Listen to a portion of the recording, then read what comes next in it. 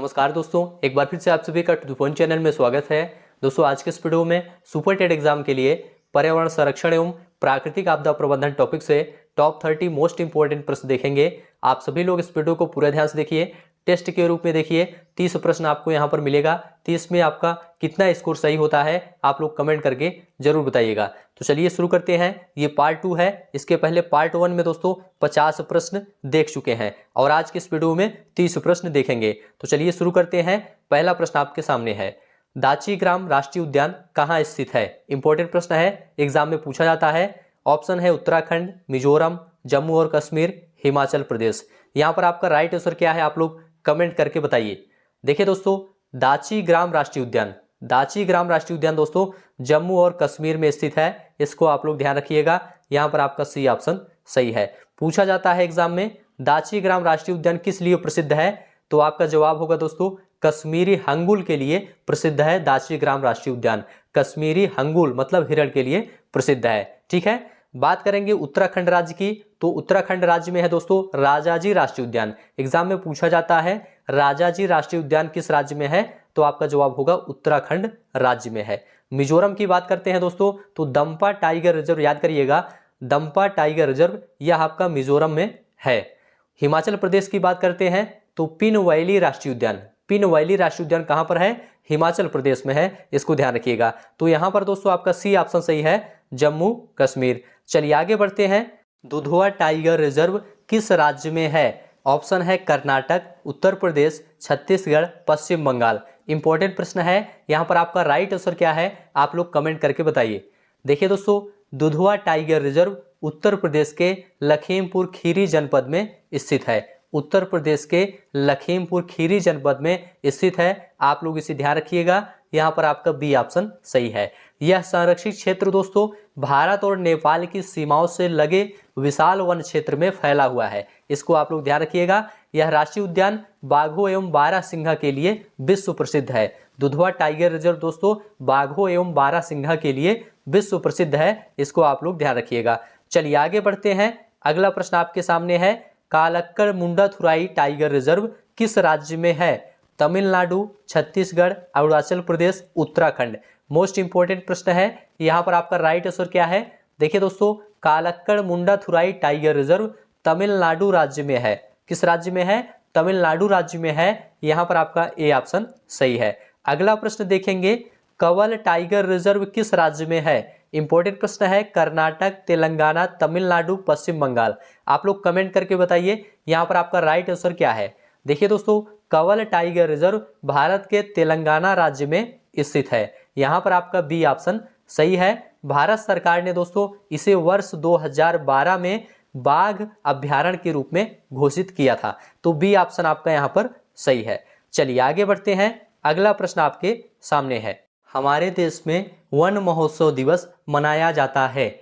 Option है 2 अक्टूबर, 1 जुलाई, 10 अगस्त, 1 दिसंबर। Important प्रश्न है। यहाँ पर आपका राइट आंसर क्या है आप लोग कमेंट करके बताइए। देखिए दोस्तों, हमारे देश में वन महोत्सव दिवस 1 से लेकर 7 जुलाई तक मनाया जाता है। इसको ध्यान रखिएगा, 1 से लेकर 7 जुलाई तक भारत में वन महोत्सव दिवस मनाया जाता है। इसलिए दोस्तों आपका यहाँ पर बी ऑप्शन सही रहेगा, 1 जुलाई। ठीक है, बात करेंगे 2 अक्टूबर की। 2 अक्टूबर को दोस्तों अंतर्राष्ट्रीय अहिंसा दिवस के रूप में मनाया जाता है गांधी जी के जन्मदिन पर। और बात करेंगे 10 अगस्त की। 10 अगस्त को दोस्तों विश्व जैव ईंधन दिवस मनाया जाता है। इसको याद रखिएगा, विश्व जैव ईंधन दिवस 10 अगस्त को मनाया जाता है। 1 दिसंबर की बात करते हैं, विश्व एड्स दिवस मनाया जाता है 1 दिसंबर को। ठीक है, यहाँ पर दोस्तों आपका बी ऑप्शन सही है। चलिए आगे बढ़ते हैं। अगला प्रश्न आपके सामने है, वन्य प्राणी सप्ताह प्रतिवर्ष मनाया जाता है। ऑप्शन है नवंबर के प्रथम सप्ताह में, अगस्त के प्रथम सप्ताह में, अक्टूबर के प्रथम सप्ताह में, जुलाई के प्रथम सप्ताह में। यहाँ पर आपका राइट आंसर क्या है आप लोग कमेंट करके बताइए। इंपॉर्टेंट प्रश्न है। देखिए दोस्तों, 1 से लेकर 7 अक्टूबर तक, 1 से 7 अक्टूबर तक विश्व में प्रत्येक वर्ष वन्य जीव सप्ताह के रूप में मनाया जाता है। 1 से 7 अक्टूबर को प्रत्येक वर्ष विश्व भर में वन्य जीव सप्ताह के रूप में या वन्य प्राणी सप्ताह के रूप में मनाया जाता है। तो 1 से 7 अक्टूबर का मतलब अक्टूबर के प्रथम सप्ताह में, अक्टूबर के प्रथम सप्ताह में वन्य प्राणी सप्ताह मनाया जाता है। सी ऑप्शन आपका यहाँ पर सही है। आगे बढ़ते हैं, अगला प्रश्न आपके सामने है, WWF से आशय है। ऑप्शन है world wide fund, world war fund, world wild life fund, world watch fund. Important प्रश्न है, एग्जाम में पूछा जाता है। देखिए दोस्तों, WWF से आशय है वर्ल्ड वाइल्ड लाइफ फंड। यहाँ पर आपका सी ऑप्शन सही है। विश्व वन्य जीव कोष इसे हिंदी में कहते हैं। इसकी स्थापना 29 अप्रैल 1961 को हुई थी। यहाँ पर आपका सी ऑप्शन सही है। यह वन्य जीवों के संरक्षण से संबंधित है। आगे बढ़ते हैं, अगला प्रश्न देखेंगे। अगला प्रश्न भी काफी ज्यादा इंपॉर्टेंट है, आप लोग इसका आंसर बताइए। संकटग्रस्त जंतु दैत्याकार पांडा पाया जाता है। मोस्ट इंपॉर्टेंट प्रश्न है। ऑस्ट्रेलिया, भारत, चीन, ब्राजील। यहाँ पर आपका सही जवाब क्या है, आप लोग बताइए। देखिए दोस्तों, संकटग्रस्त जंतु दैत्याकार पांडा चीन में पाया जाता है। यहाँ पर आपका सी ऑप्शन सही है। यह दोस्तों चीन में बांस के जंगलों और तिब्बत के हिमालय पर्वत के ढलानों के पेड़ों पर रहते हैं। इसे आप लोग ध्यान रखिएगा, दैत्याकार पांडा। यहाँ पर आपका सी ऑप्शन सही है। आगे बढ़ते हैं, अगला प्रश्न आपके सामने है, सर्वाधिक जैव विविधता पाई जाती है। ऑप्शन है शीतोष्ण पर्णपाती वन वायुम, उष्णकटिबंधीय सदाबहार वर्षा वन वायुम, शीतोष्ण घास प्रदेश बायोम, सवाना बायोम। इंपॉर्टेंट प्रश्न है, एग्जाम में पूछा जाता है। यहाँ पर आपका राइट आंसर क्या है, देखिए दोस्तों, उष्णकटिबंधीय सदाबहार वर्षा वन बायोम में सर्वाधिक जैव विविधता पाई जाती है। उष्णकटिबंधीय सदाबहार वर्षा वन बायोम में, इसलिए आपका यहाँ पर बी ऑप्शन सही है। उष्णकटिबंधीय सदाबहार वन ऐसे वन को कहा जाता है जो भूमध्य रेखा के दक्षिण या उत्तर में लगभग 28 डिग्री के भीतर पाए जाते हैं। यहाँ पर आपका बी ऑप्शन सही है। अगला प्रश्न है, चिपको आंदोलन के प्रणेता हैं। ऑप्शन है हेमवती नंदन बहुगुणा, सुंदरलाल बहुगुणा, मदर टेरेसा, महात्मा गांधी। यहाँ पर आपका राइट आंसर क्या है, आप लोग कमेंट करके बताइए। इंपॉर्टेंट प्रश्न है। देखिए दोस्तों, चिपको आंदोलन के प्रणेता सुंदरलाल बहुगुणा थे। यहाँ पर आपका बी ऑप्शन सही है, सुंदरलाल बहुगुणा थे। यह आंदोलन दोस्तों वृक्षों के काटने के विरोध में वर्ष 1973 में प्रारंभ किया गया था। 1973 में, इसे आप लोग ध्यान रखिएगा। इस आंदोलन में दोस्तों जिस पेड़ को काटा जाता था, लोग उस पेड़ से चिपक कर खड़े हो जाते थे। इस तरह से पेड़ों की रक्षा का यह आंदोलन शुरू हुआ था। और किस राज्य से शुरू हुआ था, तो उत्तराखंड में। इसे भी आप लोग ध्यान रखिएगा। आगे बढ़ते हैं, अगला प्रश्न देखेंगे। भारत में प्रोजेक्ट टाइगर की शुरुआत हुई। प्रोजेक्ट टाइगर की शुरुआत कब हुई, आपको बताना है। इंपॉर्टेंट प्रश्न है। 1973, 1982, 1992, 1996। यहाँ पर राइट आंसर क्या है, आप लोग बताइए। देखिए दोस्तों, भारत में बाघों की घटती संख्या को रोकने और बाघों के संरक्षण के लिए भारत सरकार द्वारा 1 अप्रैल 1973 को, याद रखिएगा, 1 अप्रैल 1973 को प्रोजेक्ट टाइगर की शुरुआत की गई। तो यहाँ पर आपका ए ऑप्शन सही है, 1973। और ध्यान रखिएगा, इस प्रोजेक्ट की शुरुआत जिम कॉर्बेट नेशनल पार्क से की गई थी, जो कि उत्तराखंड राज्य में है। यहाँ पर आपका ए ऑप्शन सही है। आगे बढ़ते हैं, अगला प्रश्न देखेंगे। किसी जगह के फ्लोरा और फना सूचित करता है। क्या सूचित करता है? पेड़ पौधे एवं जंतुओं को, मछलियों एवं पेड़ पौधों को, जंतु एवं मछलियों को, पक्षियों एवं पेड़ पौधों को। तो फ्लोरा और फना क्या सूचित करते हैं, आपको यह बताना है। देखिए दोस्तों, किसी जगह के फ्लोरा और फना पेड़ पौधे एवं जंतुओं को सूचित करते हैं। यहाँ पर आपका ए ऑप्शन सही है। किसी जगह के फ्लोरा और फना पेड़ पौधों एवं जंतुओं की उपस्थिति को सूचित करते हैं। इसको आप लोग ध्यान रखिएगा। फ्लोरा दोस्तों किसी भौगोलिक क्षेत्र में पाई जाने वाली विशेष वनस्पति के समूह को कहा जाता है, यह समूह होती है, ठीक है। जबकि फना दोस्तों किसी भौगोलिक क्षेत्र में पाई जाने वाली जंतुओं का समूह होता है, ठीक है। तो यहाँ पर आपका ए ऑप्शन सही है। आगे बढ़ते हैं, अगला प्रश्न है, पर्यावरण को बचाने के लिए चिपको आंदोलन का संबंध किस राज्य से है? ऑप्शन है उत्तर प्रदेश, झारखंड, छत्तीसगढ़, उत्तराखंड।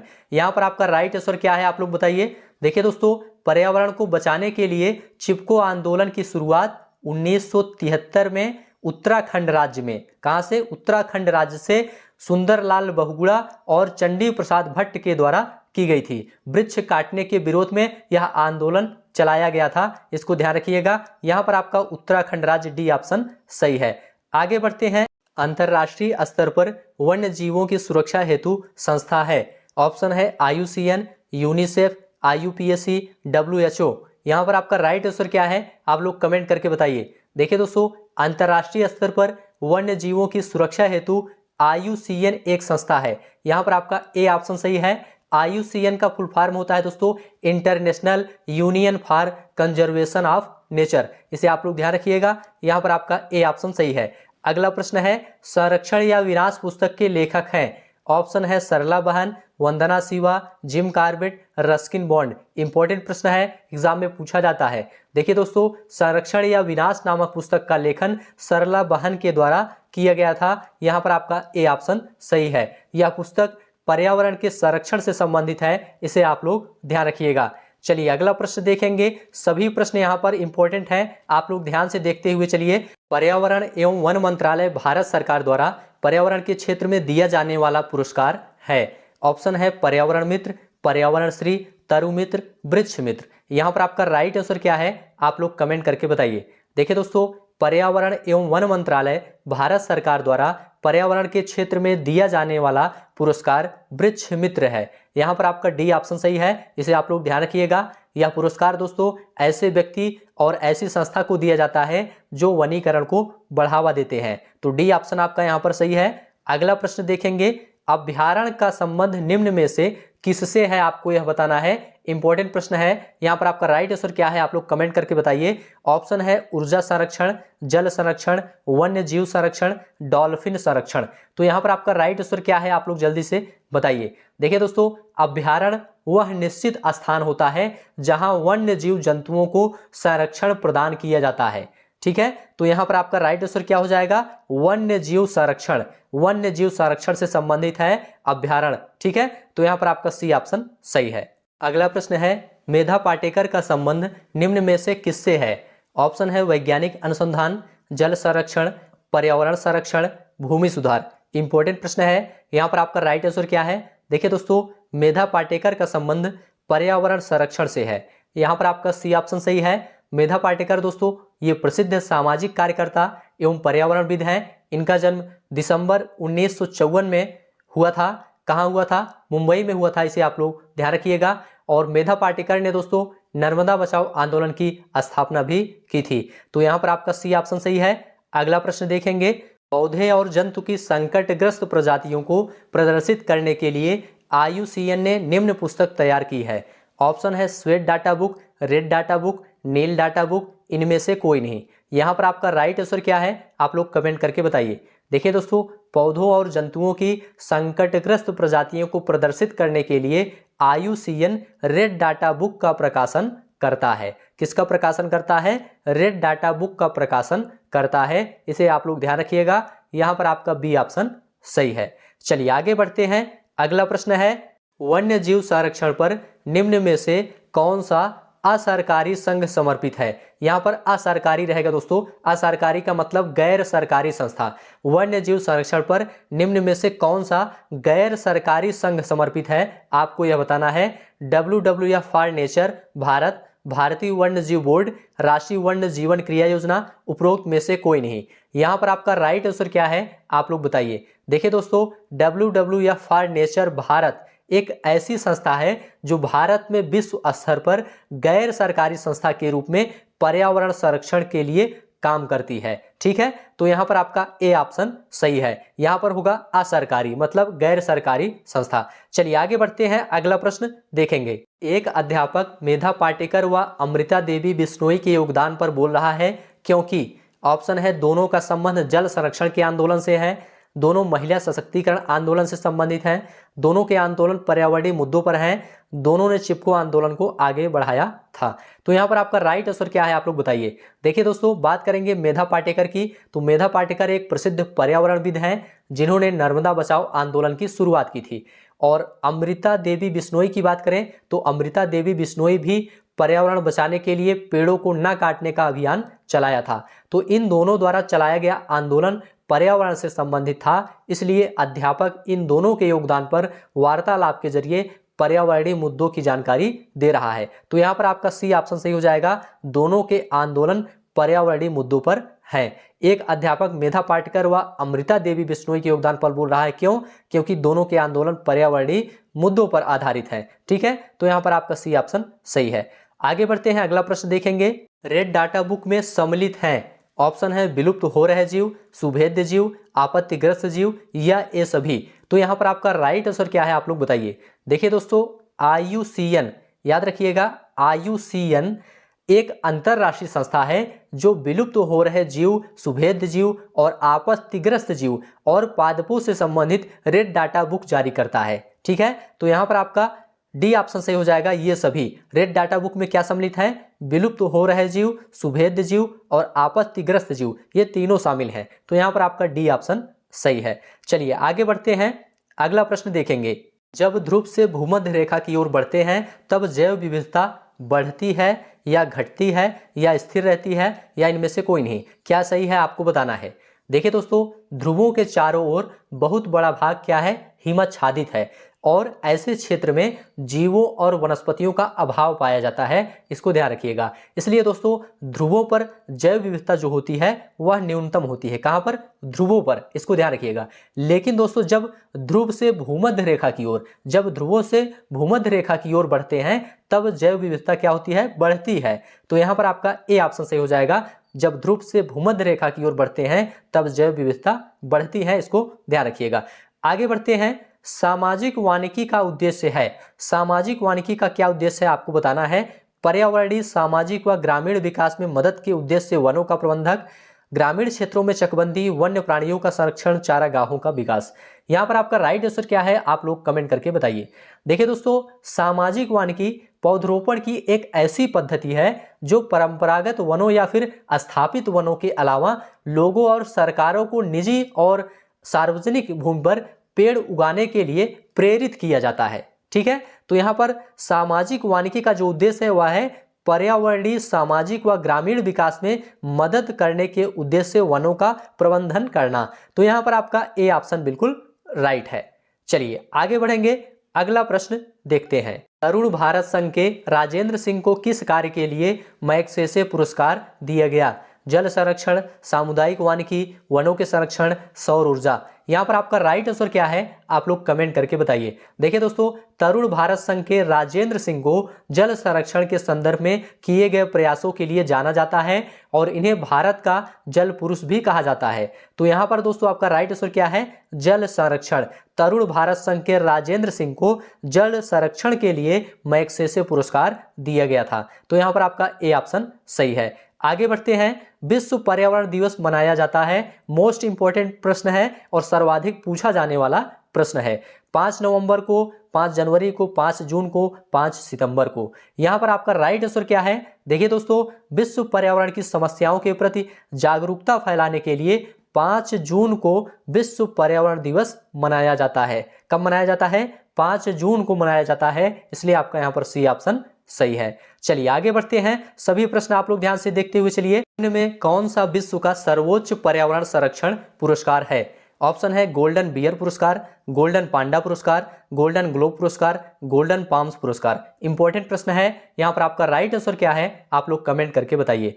देखिए दोस्तों, गोल्डन पांडा पुरस्कार, यहाँ पर बी ऑप्शन आपका सही है। गोल्डन पांडा पुरस्कार पर्यावरण संरक्षण को प्रोत्साहन देने के लिए प्रदान किया जाने वाला विश्व का सर्वोच्च पर्यावरण संरक्षण पुरस्कार है। इसे दोस्तों ग्रीन ऑस्कर के नाम से भी जाना जाता है, तो इसे भी आप लोग ध्यान रखिएगा, ये मोस्ट इंपॉर्टेंट प्रश्न है। यहां पर दोस्तों आपका बी ऑप्शन सही है। चलिए आगे बढ़ते हैं, अगला प्रश्न है, दुनिया में सबसे बड़े मुहाने का मैंग्रोव वन कहाँ स्थित है? आपको यह बताना है। ऑप्शन आपके सामने है, सुंदरवन राष्ट्रीय उद्यान, नंदा देवी और फूलों की घाटी राष्ट्रीय उद्यान, केवलादेव राष्ट्रीय उद्यान, मानस वन्यजीव अभ्यारण्य। मोस्ट इंपॉर्टेंट प्रश्न है, यहाँ पर आपका राइट आंसर क्या है आप लोग कमेंट करके बताइए। देखिए दोस्तों, दुनिया में सबसे बड़े मुहाने का मैंग्रोव वन सुंदरवन राष्ट्रीय उद्यान में पाया जाता है। कहां पर पाया जाता है? सुंदरवन राष्ट्रीय उद्यान में पाया जाता है, इसे आप लोग ध्यान रखिएगा। सुंदरवन राष्ट्रीय उद्यान दोस्तों भारत के पश्चिम बंगाल राज्य के दक्षिणी भाग में गंगा नदी के किनारे स्थित क्षेत्र है। तो यहां पर आपका ए ऑप्शन बिल्कुल सही है। चलिए आगे बढ़ते हैं, सभी प्रश्न ध्यान से देखते हुए चलिए। अगला प्रश्न मोस्ट इंपॉर्टेंट है, 2018 में यह प्रश्न पूछा गया था सुपर टेट के एग्जाम में। विश्व शौचालय दिवस किस तिथि को मनाया जाता है? 19 नवंबर, 4 फरवरी, 22 मार्च, 22 अप्रैल। यहाँ पर आपका राइट आंसर क्या है, आप लोग जल्दी से कमेंट करके बताइए। देखिए दोस्तों, प्रत्येक वर्ष 19 नवंबर को विश्व शौचालय दिवस के रूप में मनाया जाता है। वर्ल्ड टॉयलेट डे के रूप में मनाया जाता है 19 नवंबर को। ठीक है, तो इसे आप लोग ध्यान रखिएगा। 4 फरवरी की बात करते हैं। 4 फरवरी को दोस्तों विश्व कैंसर दिवस मनाया जाता है। विश्व कैंसर दिवस 4 फरवरी को मनाया जाता है, इसे आप लोग याद रखिएगा। 22 मार्च की बात करते हैं। 22 मार्च को दोस्तों विश्व जल संरक्षण दिवस के रूप में मनाया जाता है। विश्व जल संरक्षण दिवस कब मनाया जाता है? 22 मार्च को मनाया जाता है, इसको आप लोग याद रखिएगा। 22 अप्रैल की बात करते हैं। 22 अप्रैल को दोस्तों पृथ्वी दिवस के रूप में मनाया जाता है। 22 अप्रैल को पृथ्वी दिवस मनाया जाता है, इसको आप लोग ध्यान रखिएगा। यहां पर आपका विश्व शौचालय पूछा गया था, तो विश्व शौचालय दिवस 19 नवंबर राइट आंसर है। तो यहां पर आपका ए ऑप्शन बिल्कुल राइट है। 2018 में यह प्रश्न पूछा गया था। तो चलिए आगे बढ़ते हैं। लास्ट प्रश्न आपके सामने है। यह भी प्रश्न दोस्तों आप सभी के लिए काफी ज्यादा इंपॉर्टेंट है। यह भी प्रश्न 2018 में पूछा गया था। अंतरराष्ट्रीय टाइगर दिवस कब मनाया जाता है? दिवस से प्रश्न सुपर टेट एग्जाम में पूछा जाता है पर्यावरण से रिलेटेड, तो इसे आप लोग ध्यान रखिएगा।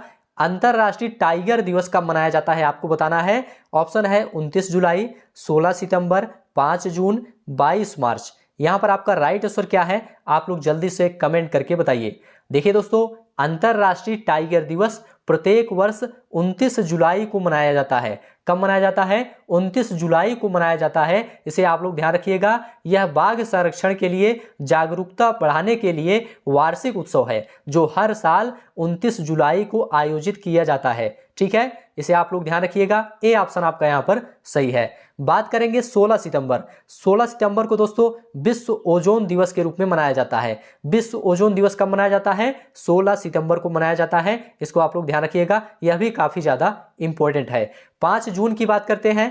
5 जून को दोस्तों विश्व पर्यावरण दिवस मनाया जाता है, इसे आप लोग जानते हैं। 22 मार्च की बात करते हैं। 22 मार्च को दोस्तों विश्व जल संरक्षण दिवस मनाया जाता है। विश्व जल संरक्षण दिवस कब मनाया जाता है? 22 मार्च को मनाया जाता है। तो यहां पर आपका ए ऑप्शन सही है। तो इस प्रकार से दोस्तों आज का वीडियो यहां पर समाप्त होता है।